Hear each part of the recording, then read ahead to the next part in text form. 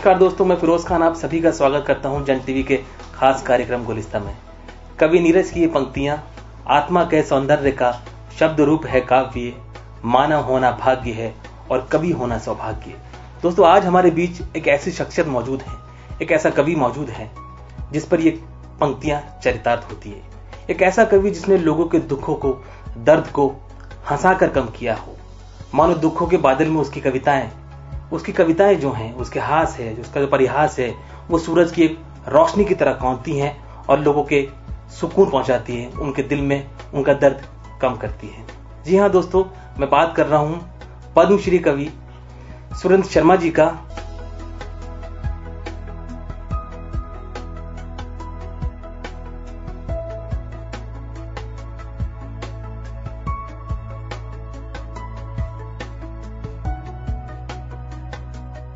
हम स्वागत करते हैं, हमारा सौभाग्य कि सुरेंद्र शर्मा जी आज हमारे साथ हैं। आइए उनका स्वागत करते हैं और उनसे बातों के सिलसिले की शुरुआत करते हैं। सुरेंद्र जी, बहुत बहुत स्वागत है हमारे कार्यक्रम। सर, सबसे पहले तो मैं जानना चाहूंगा कि ये जो हास है, जो परिहास है, ये जो हास्य कविताओं की श्रृंखला है, एक कॉमर्स के छात्र में उसके मन में ये बात कम कौंधी कि मुझे इस और बढ़ना चाहिए, इस और चलना चाहिए। ये श्रृंखला किस तरह शुरू हुई? ऐसी बात नहीं है कि जो कॉमर्स का स्टूडेंट्स हो वो काव्य में नहीं जा सकता। ये तो ऐसे ही हुआ जैसे कोई डायबिटिक हो कि हलवाई की दुकान नहीं खोल सकते, तो बल्कि डायबिटिक हलवाई की दुकान ज़्यादा बेहतर ढंग से चलाएगा, क्योंकि खुद खाएगा ही नहीं तो ज़्यादा चलाएगा ही। उसका खुद के खाने का खर्चा तो बचता है कम से कम। कविता जो है उससे विषय का कोई नहीं। अगर हिंदी के जितने भी पीएचडी हैं सब कवि होते, अगर भाषा से ही या सीखने से कुछ होता है। कलाएं मुल्क में आप देखो, नृत्य को माना गया है, कला माना गया, संगीत को, वाद्य को माना गया कला, पेंटिंग्स को माना गया। इसकी क्या खासियत है कि इनका आकाश बहुत बड़ा है, पूरी धरती इनका आकाश है, क्योंकि इसके लिए भाषा की जरूरत नहीं पड़ी। कविता का आकाश छोटा है। अगर मैं हिंदी में लिखता हूं तो हिंदी भाषियों तक ही सीमित रहती है। कोई बंगाली में लिखता है तो बंगाली भाषियों तक कविता सीमित रहती है। उसके बावजूद भी ये बड़ा क्यों हो जाता है उन सब से? क्योंकि वो कलाएं सिखाई जा सकती है, सिखाई नहीं जा सकती। आप किसी को कवि नहीं बना सकते, किसी को डांसर तो बना सकते हो सिखा करके, किसी को वाद्य भी सिखा सकते हो, लेकिन कवि किसी को नहीं बना सकते। तो इसलिए नहीं आ सकते। हाँ, वो आप ला ही नहीं सकते किसी के अंदर। तो इसलिए ये कला आकाश छोटे हुए भी, होते हुए भी इसको एक बड़ा मान दिया है। लेकिन सुरेंद्र जी, कहा जाता है कि जब एक युवा अवस्था आती है तो आदमी का मन जो है वो विपरीत दिशा में दौड़ता है, और कहा जाता है कि एक मन अधौन मन ये ऊंचा नीचा होए, और मन से मन को तोलिए तब मन पूरा होए। तो आपकी जो अवस्था आई जिसमें आपको अलग अलग राहें दिखी, तो वो कौन सा पल था जब आपको लगा कि शायद मुझे इस राह पर आगे बढ़ना चाहिए, और परिवार वालों ने कितना सहयोग दिया उस राह पर? पहली बात तो मेरे परिवार वालों ने मेरी किसी मामले में आज तक विरोध नहीं किया, सहयोग दिया चाहे नहीं दिया। अच्छा। कॉलेज में पढ़ते थे तो कवि बनने के लिए मैंने पढ़ाई से मन हटाया पहले तो। बिल्कुल। और मेरे जो दोस्त सर्कल था, मैं शायद कॉलेज में तो जाता था लेकिन क्लास में नहीं जाता था, तो इसलिए सेकंड ईयर में फेल भी हुआ।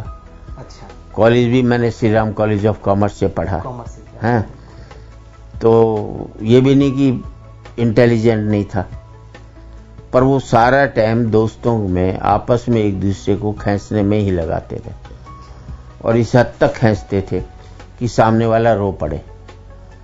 और वो अगर सहने की क्षमता आप में हो जाए, किसी के ऊपर हास्य करने की क्षमता तभी होती है जब आप अपने ऊपर कोई हास्य करे तो उसको भी आप एंजॉय करो। तो मेरे सारे दोस्त मेरे ऊपर एक एक महीने लगातार हंसते थे, और जो मैं कुछ भी बात कहूँ उस पर हंसते ही नहीं थे। अच्छा। तो मतलब हूट भी करना होता था, कह ले कुछ भी, क्या फर्क पड़ता है। ठीक है। तो इस तरह से डिमोरलाइज भी करते थे। अच्छा। उसके बावजूद भी उस वजह से ही मैं बन पाया कि मुझ में सहने की भी क्षमता होगी और कहने की भी क्षमता होगी। लेकिन जो कमर्शियल एस्पेक्ट जो आपकी कविताओं में आया, 70 के दशक में आपने काम शुरू किया, तो उस वक्त जो पहला मंची आपने जो किया, परफॉर्मेंस दी, उस वक्त कैसा लगा? वो लम्हा बताइए जब आप पहली बार के लोगों को हुजूम के सामने थे और सुरेंद्र शर्मा ना होकर एक कवि था आज जो अपनी कविताएं सुनाने के लिए लोगों के सम्मुख था। वो लम्हा क्या था?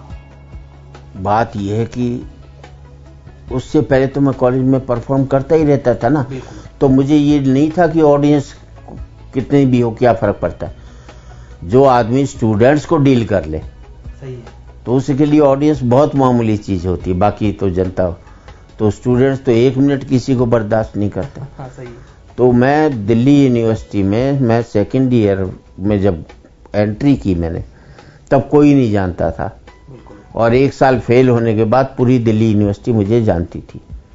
कविताओं की वजह से ना, फेल होने की वजह से? फेल होने की वजह से नहीं, कुछ ना कुछ करता ही रहता था। अच्छा। मैं कॉलेज में तब भी धोती कुर्ता पहन करके जाता था। उस वक्त धोती कुर्ता में जाते थे आप? और मेरी आवाज दिल्ली यूनिवर्सिटी में इतनी तेज थी कि बैन लगा रखा था माइक पर। अच्छा। तो हर चुनाव के अंदर वो मुझे इस्तेमाल करते थे कि बैन तो लगा हुआ है। हाँ। कैंटीन से बोलता था तो भी सभी रूम में आवाज चली जाती थी। अच्छा, मतलब प्रख्यात जो थे आप वो शुरू से ही थे, कविताओं का रंग उस प्रख्यात होने के बाद? अब प्रख्यात कह लो, कुख्यात कह लो, तब कॉलेज में तो प्रख्यात नहीं माना जाता, उस समय कुख्यात कहा जाता है। तो जब आप उस दिशा में बढ़े तो परिवार वालों को क्या रहा, रेस्पॉन्स क्या रहा? उन्होंने विरोध नहीं किया, सहयोग नहीं किया? एक होता है रिएक्शन, पिताजी का, माताजी का क्या रिएक्शन रहा? उनको ये था ही नहीं, उन्होंने कहा बिजनेस संभालेगा अपने, आयुर्वेदिक वाला। हाँ, पढ़े नहीं पढ़े उससे क्या लेने देने था उनको। अच्छा। पढ़ाई तो इसलिए कराई ताकि ब्याह ढंग से हो जाए इसका, कि क्या किया लड़के ने, B.Com किया भाई। और फादर की मेरी लड़ाई इस बात पर भी, उन्होंने कहा मैं कार्ड में B.Com लिखवाऊंगा। मैंने कहा इन्होंने लिखवाया नहीं, और मेरे दोस्त ने मेरी मजाक उड़ानी शुरू की। उस समय लिखवाया से आता था। अच्छा, कि भाई ये डिग्री है, ये डिग्री है। अच्छा। तो 2 कार्ड छपे, एक में B.Com वाला छपा, एक मैंने दोस्तों के लिए बिगर B.Com वाला। तो जो B.Com छपा हुआ था वो गया वहां पर? वो दोस्तों में नहीं गया, वो वहां गया, ससुराल पक्ष में गया। ससुराल पक्ष में गया, रिश्तेदारों में गया, सब जगह गया। तो जब ये सिलसिला शुरू हुआ, कवि सम्मेलनों का सिलसिला शुरू हुआ, उसी दौरान आपका विवाह भी हुआ। इन दोनों चीजों में सामंजस्य किस तरह बिठाया? क्योंकि अमूमन ये माना जाता है कि शादी के बाद आदमी अपनी गृहस्थी में ज्यादा लीन होता है या डिवोटेड हो जाता है। मेरे बुरे दिन और देश की जनता के बुरे दिन मेरी शादी से ही शुरू हुए। तब मैंने कवि सम्मेलन जाना शुरू कर दिया। सारे कवि कहते हैं दिल के टुकड़े 1000 हुए, इधर गिरा उधर गिरा, सबसे सस्ता ट्रांसप्लांट दिल का ही है। तू मुझे दे दे, मैं तुझे दे दूं, 2 मिनट में दिल का ट्रांसफर हो जाता बिगर पैसे के खर्च करके। इसमें अच्छा। मेरे बुरे दिन की मेरी शादी होगी। बस कभी भी एक दूसरे के फील्ड में हस्तक्षेप नहीं हुआ? ना हुआ नहीं। अच्छा। मैं जैसे फेल हुआ सेकंड ईयर में, तो 6 महीने तक तो फादर को ही नहीं पता लगा मैं फेल हो गया। अच्छा, आप कंटिन्यू कॉलेज जाते रहे? हाँ, वो भी दोस्त ने शिकायत की तो पता लगा फादर को। अच्छा। उन्होंने कहा फेल हो गया, ठीक है कोई बात नहीं, अगली बार पास हो ले, सिर्फ यही। मंची दौर जो आपका 70 के बाद आया, 75 तक के बाद, शादी के बाद भी रहा, उन मंची दौर के बारे में आपको बताया कि वो एक कहा जाता है कि आपने उस वक्त हास परिहास को छोटी छोटी कविताओं से लोगों की विसंगतियां आपने बताई। उस दौर को आपने किस तरह जिया? देखिए, जो मेरी पॉपुलैरिटी हुई पहली बार, तो 80 के दशक में एक कविता आई थी काड़ू, नए साल पर, और अगले दिन पूरा देश मुझे जान गया था। दूरदर्शन हुआ करता था उस वक्त। और कवि सम्मेलन में भी मेरी अलग इंडिविजुअलिटी थी, क्योंकि मैं राजस्थानी में हास्य पर था। और वो राजस्थानी में हास्य में लिखने की जो मुझे मिली, वो विमलेश जी से मिली, जो कि झुंझुनू के बहुत बड़े हास्य कवि थे। वैसा हास्य बहुत कम लोगों ने लिखा। हिंदुस्तान में तो पति सारा घर में प्यार नहीं करता, बाहर की तो बात छोड़ती जाए। इतना प्यार करते हैं अमेरिका में पति पत्नी की, उनका प्यार का कोटा 2 साल में पूरा हो लेता है, फिर वो तलाक ले लेते हैं। हिंदुस्तानी पति पत्नी सुबह प्यार करेंगे, शाम को माथा फोड़ लेंगे, तो जिंदगी भर प्यार का कोटा पूरा ही नहीं हो पाता। इसलिए हमारे यहाँ कहते हैं 7 जन्मों तक साथ निभाएंगे, क्योंकि हम एक जन्म में प्यार का कोटा पूरा नहीं कर सकते। तो उनको सुनने के लिए जाता था बस। अच्छा। कवि सम्मेलन में बस उन्हीं को सुना और आ जाता। वैसे हास्य की शुरुआत कवि सम्मेलन में काका जी ने की, और गीत की नीरज जी ने की, वीर रस की कवि बैरागी ने प्रसिद्ध दे दी, और इन सबसे ऊपर थे गोपाल प्रसाद जी व्यास, जिन्होंने इनको पैट्रोनाइज किया इन सबको। तो मंच मेरे लिए आज भी जो है, ज्यादा जमूं या नहीं जमूं, मैं उससे अलग रहता हूं। मैंने कितने कवि सम्मेलन के ये याद नहीं रहता। जो प्रोग्राम करता हूं उसके ऑर्गेनाइजर के पते वते सब फाड़ फूड़ करके फेंक देता हूं। बाकी ये नहीं कि कई कवियों को देखता हूं जयपुर आए तो जो पहले के ऑर्गेनाइजर्स हैं उनको फोन करेंगे और भाई साहब क्या हाल है, ये इसका मतलब ये कि आप उसे याद दिला रहे हो, मुझे भी याद करो। तो याद कीजिए आप। तो मैं किसी का नंबर रखता नहीं। बिल्कुल। मंची दौर में जब आपकी कविताएं चली और आपको एक प्रसिद्धि मिली, तो माफी चाहते हुए बात कहना चाहूंगा कि ये दिमाग में ये सवाल किस तरह आया कि मुझे अपनी कविताओं में अपना जो पारिवारिक पक्ष है, या जो पत्नी की जो प्रताड़नाएं हैं, या जो उनसे संबंध हैं, उनको किस तरह शामिल किया जाए। और वो आपकी, मेरे ख्याल से आपकी कविताओं में वो पुट आने से लोगों को इतना भाया वो पुट, क्योंकि हर आदमी उससे त्रस्त ही है। आपने उसको एक अच्छे लहजे में कहा। ये विचार आपके मन में कब आया कि मुझे इस तरह की कविताओं को इस तरह भी कहना चाहिए? मैं कोई विचार ला करके कुछ लिखा ही नहीं, आज तक जिंदगी में नहीं लिखा। और पहली बात, मैं हास्य करता हूं, उपहास नहीं करता। बिल्कुल, आपका हास्य है। लोगों में उपहास करने की प्रवृत्ति बढ़ती जा रही है और हास्य कम होता जा रहा है। और हास्य और व्यंग में एक बहुत बड़ा फर्क है, उसका लोगों को आज तक नहीं पता।